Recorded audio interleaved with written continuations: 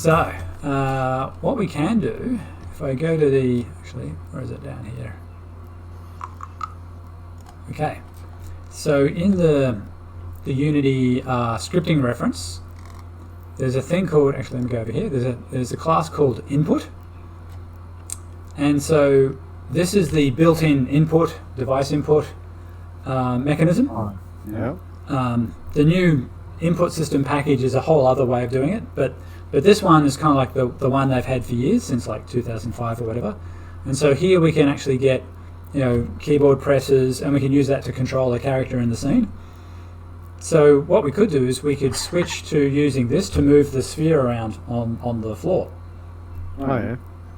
So the input.getAxis is basically the one we want. That'll be a method. And here they have axis names like horizontal and vertical. And so vertical is basically mapped to arrow up and arrow down. I think also W and S. And then horizontal is mapped to left, right arrows. And so what we can do is we can, in fact, they've got some example code here. So in the example code, you can see they're using, in the update method, they're figuring out the, what they call the translation and rotation. So they're actually using it so that if you press forward and backward, or up and down, it'll basically go forward and backward. And if you do left and right, it'll rotate. Right, so that's what they're basically doing here. And remember I said there's another way of moving the object instead of getting the position, changing the position, and setting the position again, which is what we did. Mm-hmm. The other way is to use the translate method. Mm. So why don't we do that first, just to have a sense of what that does, and it'll actually make the code simpler. And the rotate method is basically similar. It's X, Y, Z rotation. So if we go back to Visual Studio, so instead of doing this, get the position, change it, and then set it again, we can do, I can scrub that. We can do transform dot translate.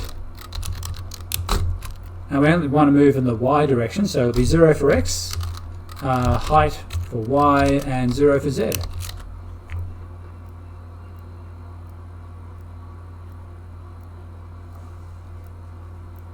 Yep. Yep. Yep. So if we go back to Unity again and hit play, we should see that it does like it did before. Okay, it's buggered right off. Problem. It's translate by. So there's a difference. If I pause, so I'm just pausing notice mine's gone to 3,600 something. Yeah. Yeah, so translate, it's like move and then remember where you were, whereas we want to override every time. So there is a difference. And so that actually doesn't work so well. So what we were doing before is better for our case because we're setting an exact position. Mm-hmm. If I unplay that, if I go back, there's one other thing. What happens if I change the property directly? Transform dot position dot y equal height. Let's see if that works. I have a feeling it'll tell me it can't because this I can set an entire vector 3, but I can't modify the vector 3. The vector 3 is not modifiable, so that's why it's giving me this red highlight and telling me to jam it. So that's why we need to do the get update set method. So that was a good conversation anyway. Yeah. Vector 3, pos. But if we change the code, we don't have to fix it. Like, we can actually go ahead and do something different. So now input is a class that is essentially it's a static class. So we can call getAxis on it directly to get these things. And you can see here how they've used in the example they've used public float speed and rotation speed. Mm-hmm. So they've created those fields. So in fact we can do that. We could even copy and paste these. So if you go to the scripting reference and search for input. Yeah, I got that open. You got it open? Genius. Yeah. So we go over here and we can paste them in. I'll get rid of the amplitude and angle factor because we won't use them anymore. I'll scrub what's in update, and we can copy and paste what they have here, or we can try to figure it out ourselves. It shouldn't be that hard to figure out, actually. Let's try to. Actually, that's interesting. Sorry. I see what they're doing. Yeah, okay. All right, so let's try and do that ourselves. So float. So let's calculate movement. Right, so movement would equal time.delta times a good multiply by speed multiply by input dot get axis vertical.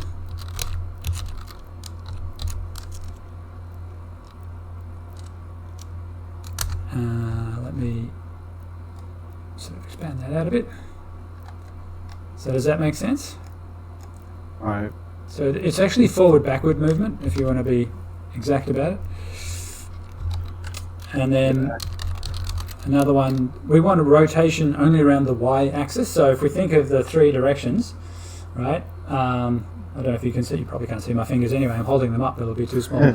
But the point is that if you rotate around the y-axis, then you're rotating vertically, which is what we want. So rotation. I'll call it y-angle. That makes more sense, I think.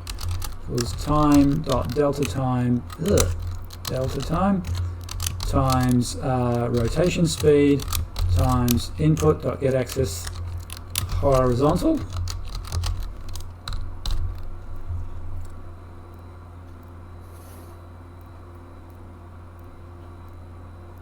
Rotation speed by horizontal.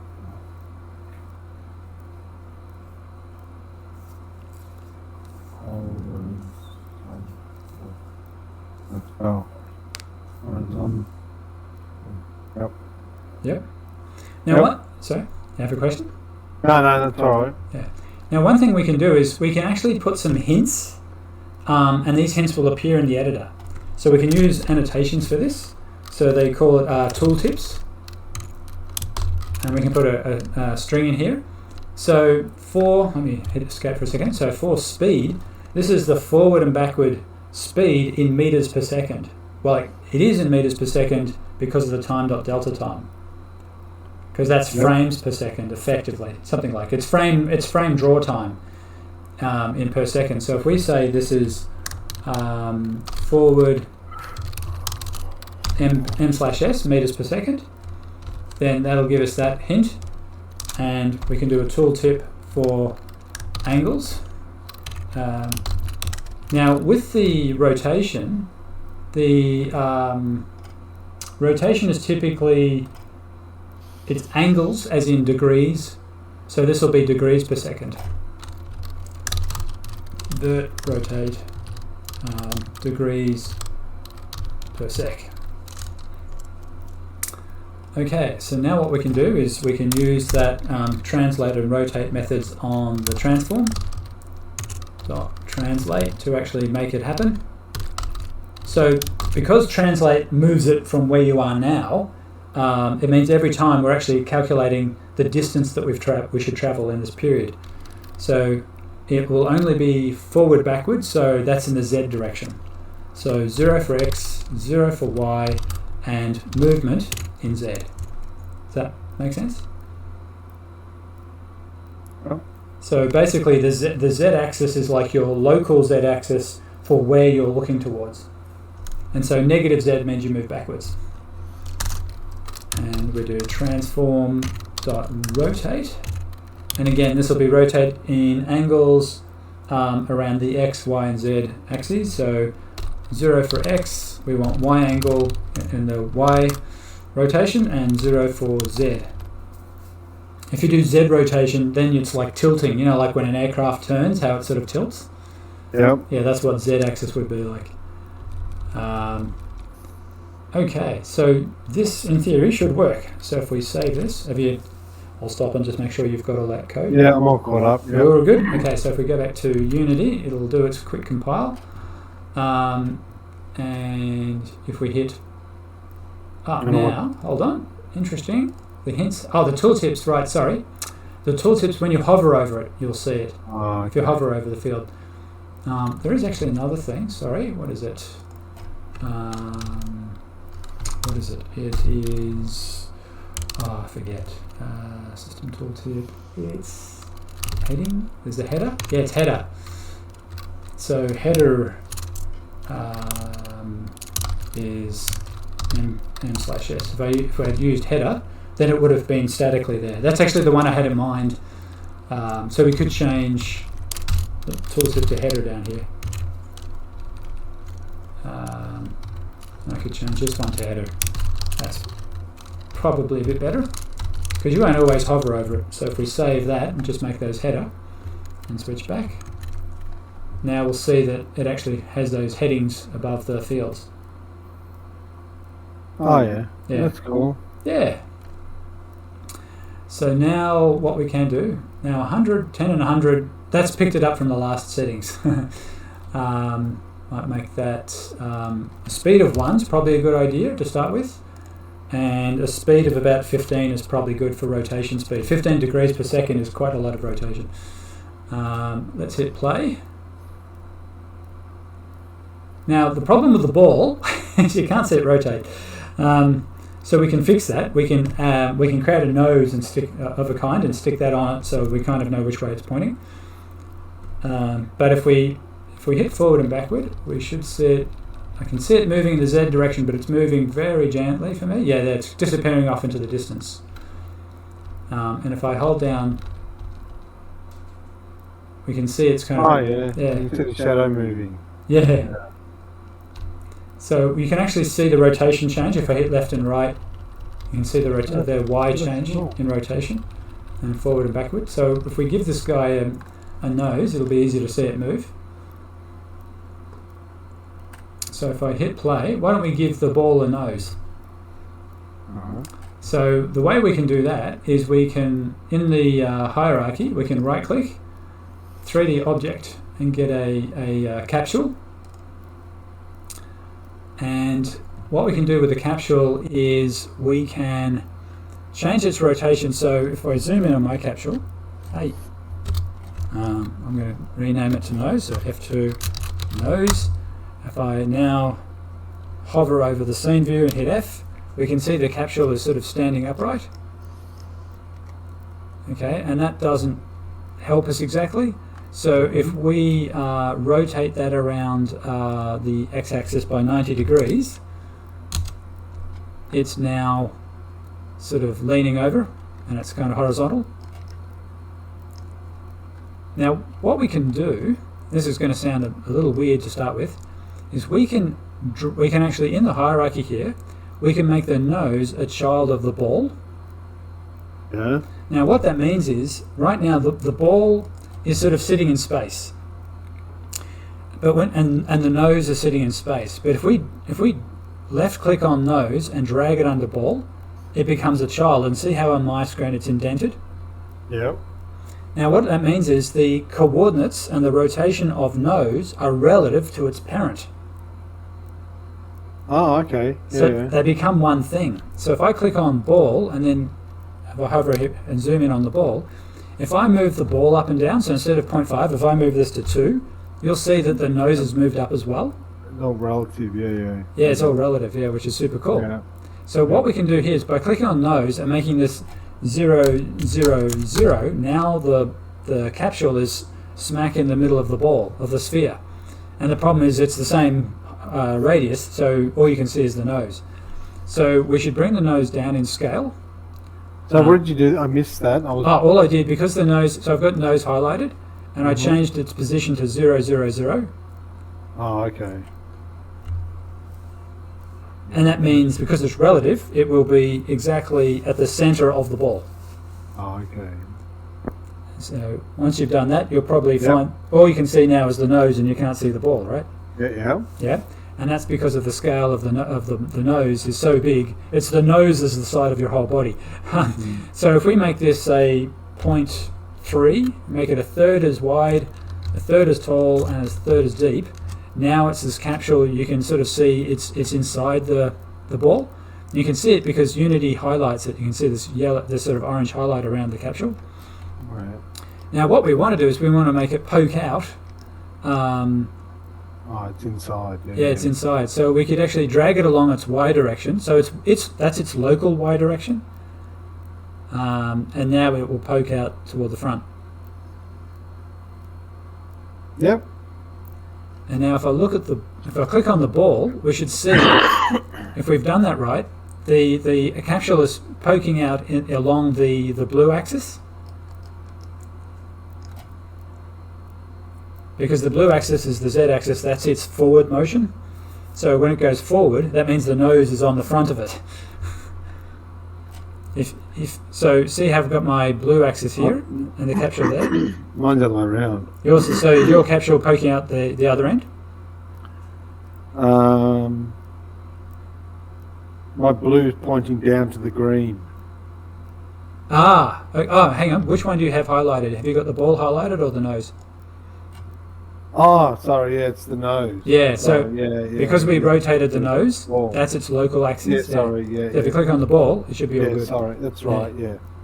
So this is where, when you deal with lots of rotations, it gets a bit confusing. You got to be mindful of what it's in relation to. Yeah. Yeah. That's cool. So now we've got the capsule is hanging out the front of the ball, and if it's poking out the other side, it means the nose is on its back, which we don't want. So now if we hit play, when we rotate, now I've got my balls up in space because I forgot to set its position back down to 0.5. Make it 0.5. The rotation.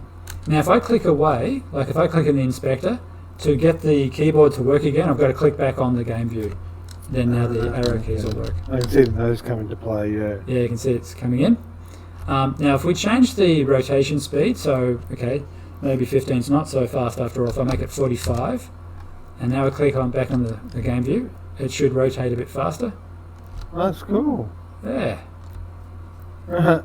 Make it 100. I'm sort of impatient. Yep, there we go. Yeah. And now if I press forward and backward, we can see it moving. It's a bit slow, but it is.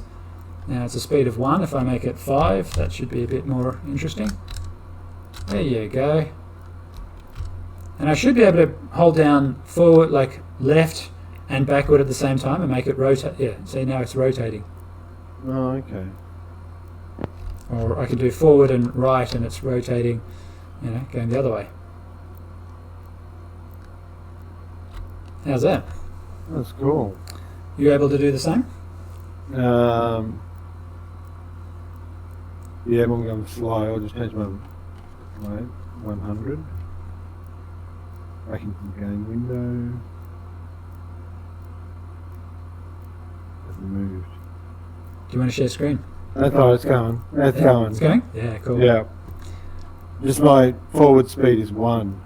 Oh, yeah. What was yours? 5. I changed it to 5, yeah. Yeah. Oh, that's cool. It's going fast now, yeah. Yeah. That's cool.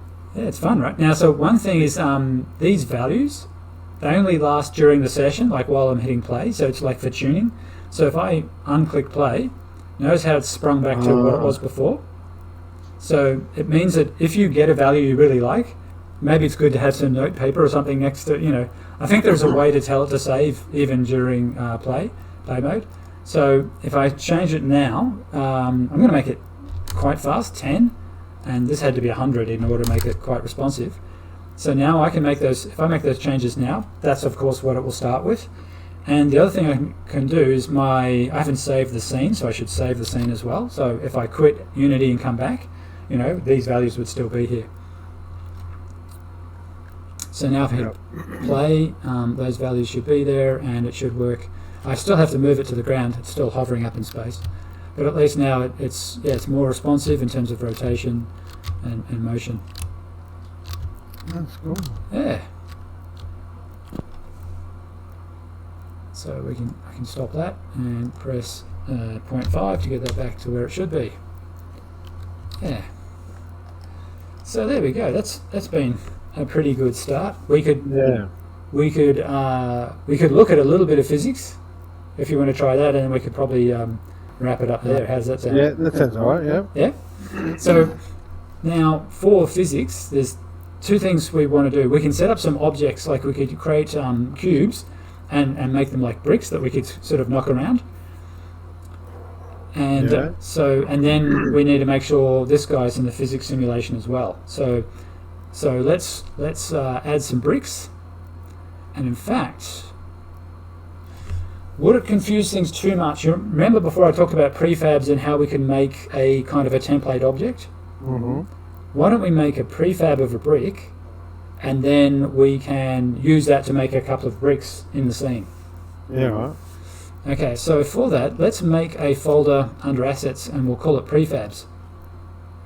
So I've clicked on the assets folder, right click, create folder, and we'll call it prefabs.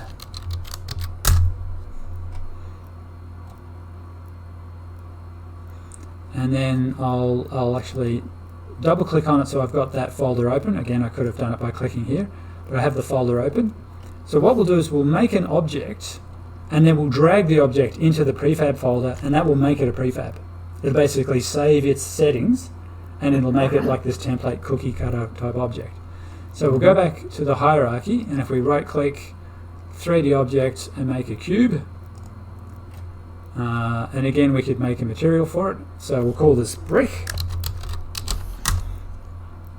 And now what the brick needs, let's just change the view, get around there, so the brick's not on the ground, and if I click on Z I can sort of see quite easily that it's not. Oh, the other thing I should show you on this, you know this axis thing over here, the white box right in the middle, if I click on that, it loses perspective, and it becomes a, now this actually doesn't help as much here, but what it means is you've got a projection view. If I click on that again, it goes back to a perspective view. So when I'm clicking it like here and I'm getting a projection view, I've lost depth, the sense of depth. That's what's going on there. It actually makes more sense if I'm looking down here and I've got you can see there's a sense of depth and perspective here. If I click on the white box, now I'm just dealing with XY, an XY view, or a XZ view I should say, and all aspect of depth is gone. So that can be useful for laying out a scene, like from top down.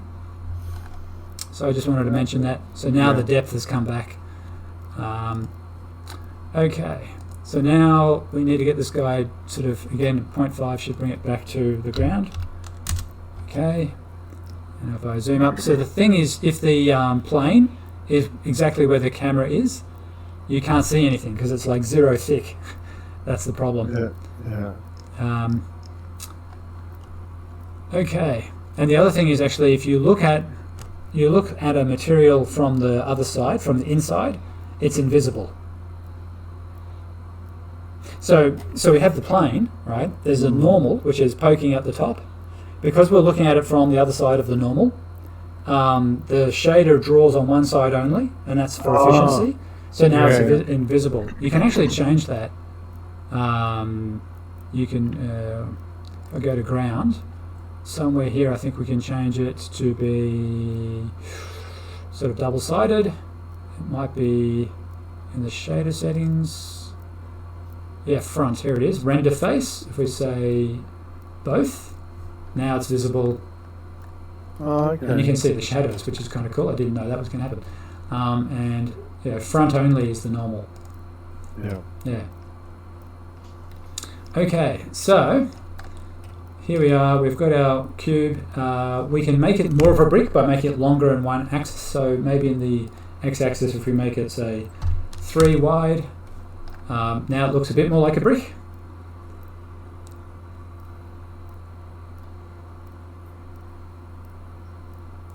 What? Oh, I'm looking at the wrong angle. Oh, you want scale? Oh, right. Yeah. There we go. Yeah. And we should probably give it a material. So let's click on the materials folder and make a material. So how do you make a material again? Sorry, what did you say? I was Uh, trying to. Sorry, I've clicked on the materials folder, and I'm going to create a material for the brick. So I was asking, how do you make a material? Right click. Right click, create material, yeah. Excellent. Okay, so we'll call this brick mat. I'll probably make it a deep red, and I won't make it metallic. I'll make it. Oh, actually, I can leave it metallic and just leave the metallic right down to 0. That's fine. But let's make it a deep red color. Maybe an orangey red. Oh yeah. Something like that. Hit enter. Smoothness, it's sort of, I don't know, not too smooth. And now, oh, actually, that's looking a bit dark as a result of how smooth I made it. Let's make that a bit brighter. Which I can tell from that sort of top left up here. Yeah. Now, if I drag the material onto the brick, we can see it. There. Now, go back to prefabs. Let's see. One last thing before the brick is finished is the brick has a mesh which gives it its shape. It's got a mesh renderer, which is fine. It's got a box collider which should match its shape. We might have to... Actually, we can hit edit here and see what its shape is. So this edit button, see the green outline? Yeah. And that tells us the shape of the collision box. So when something else hits any surface on that sort of collision box, it will have collided, and physics will do its thing. So by hitting that edit, we can see where the edges of that is. So that box collider is exactly the right shape already. But the one thing it doesn't have, it's not in the physics simulation. So if we add a component, we might remember before I talked about a rigid body. Now, rigid body 2D is for a 2D game. Rigid body is for 3D. So add rigid body, and now gravity will apply to it. And so it will fall, and also it can be kind of knocked around. Oh, right. So when you bump into it, it'll work out how much it should move by the mass and the drag and the, Exactly right. So we can make it rather heavy, which means, then you'll have, it'll be the whole physics thing of the heavier thing will push the lighter thing around and all that. So, and then there's drag, so the actual physical drag against the surface, and you can actually set up, they have a physics material as well. So since we're not really worrying about drag too much, we can kind of ignore it, but we can actually add create a physics material which would say how smooth, from a physics point of view, how much friction should be in play, or how bouncy something is. Oh, right. Yeah. We can play with that next. Actually, we can try that next. So let's. So we now have a brick with a rigid body, which means it's in the physics simulation. Now what we can do is we can drag that brick from the hierarchy into the prefab directory. So all I did then is I dragged that into the prefab folder. Yeah. Yeah. Yeah. And when that happens, you'll see this blue, icon for brick in the prefab folder. Mm-hmm. And you can actually click on it, and you can edit it as well. And you'll see in the inspector it says Open Prefab. Yeah. And if we click on that, we get this kind of funny 3D view of that prefab, and we can do things like change its position, leave the 0.5 there, so 0x and 0z, and leave the height at 0.5. We can do that, and now we're editing the prefab just as a prefab. Mine just disappeared. It's probably, if you go into the sort of scene view of the prefab and press F, you'll zoom in on it. Oh, okay. Yeah, it's just that it's disappeared off the camera. No, it's gone, wait. All right. What am I going to change? Open prefab? Yeah. What numbers did you say for position? So 0, 0.5 and 0. Yeah. 0, 311. Look back in here. Prefab's gone. That's not focusing. It's gone. Do you want to share screen? Yeah. I'll stop presenting.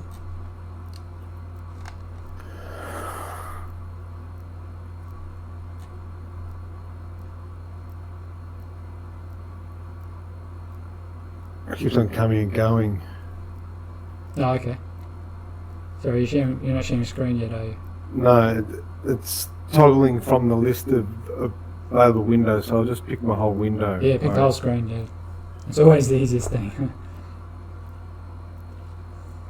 You see that now? Yep, here it comes. Yep, got it. So if I click in here and pick F, nothing happens. I click on brick. Open.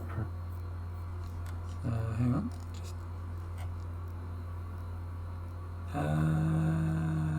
Okay. Yes. Okay. So if you click on brick on the hierarchy, and then you hover your mouse over the scene view and press F. Oh, that's what I had to do. Yeah, that's the trick. Yeah. So the F doesn't make sense to Unity until you're in the sort of scene view. Oh, okay. Yeah. Cool. All right. Right. Sorry. No, that's all right. It's all good. Well, these are the tricks, right? So that's why it's good to do these things and to share screen every now and then so I can see what's going on. Cool. Yep. Nice. Right. That's a nice reddy orangey kind of brick. Awesome. Yep. And it's ready to go, and it's got the rigid body. Awesome. We're ready to go then. All right. So now I'll share. Let me see if I can just take over. I think I can. Oh no, you have to let go first. Oh, there you go. Oh, maybe there was a share now button actually. I probably could have taken over. Okay, so let's do it. Back up there. Share and okay. All right. So I just realised that's a little small. Okay. All right. So now we get back to the scene. See up on the top left of the scene view, it's got scenes and it's got brick. Yep. It's kind of a path kind of a thing. If I click on scenes, it should take me back to the actual scene. Yep.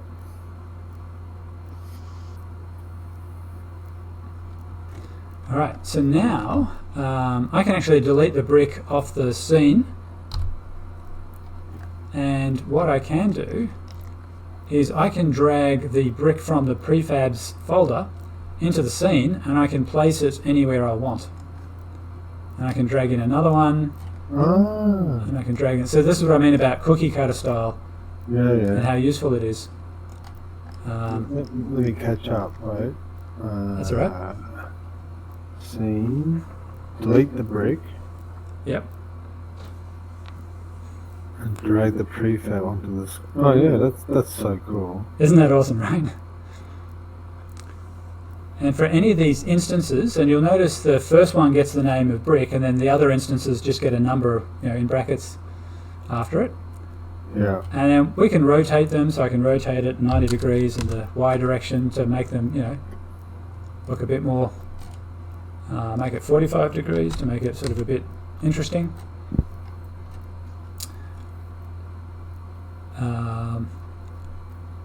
So there we go. And now the other thing we need to do is for the ball, we should give it a rigid body as well, so that it can collide, and we'll have physics. So we will. So let's collapse some things. Actually, that's fine. So up here, I'll do an add component, and because I still have ridge in my search, rigid body is appearing, and so I've added rigid body. So now the interesting thing is if we hit play, some of these things might fall through the plane. It depends whether they're considered already colliding or already through, but they shouldn't be. So let's hit play and see what happens. Now, okay, so let's see. Can I make it rotate? I can make it rotate, and it's starting to move around, which is sort of interesting. And the nose is actually falling to the floor. I bumped into it. You bumped into it? Yeah, I felt it. Yeah, I moved it. Yeah. That's good. I'll play mine now. Yeah. I was just watching yours. That's okay.